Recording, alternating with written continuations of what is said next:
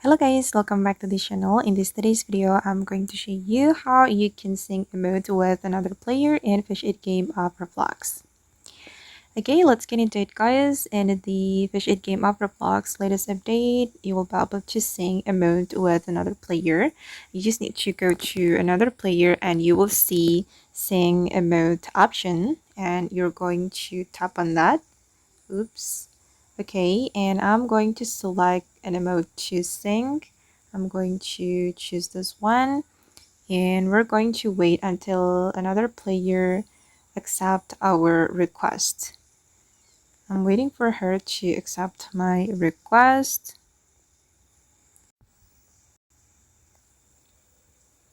You waiting for her confirmation and she has accepted my sing emote and now we're already synced. Okay guys, and that's how you can sync emote with another player in Fish It Game of Roblox. I hope this video will be useful for you. Thank you so much for watching and bye!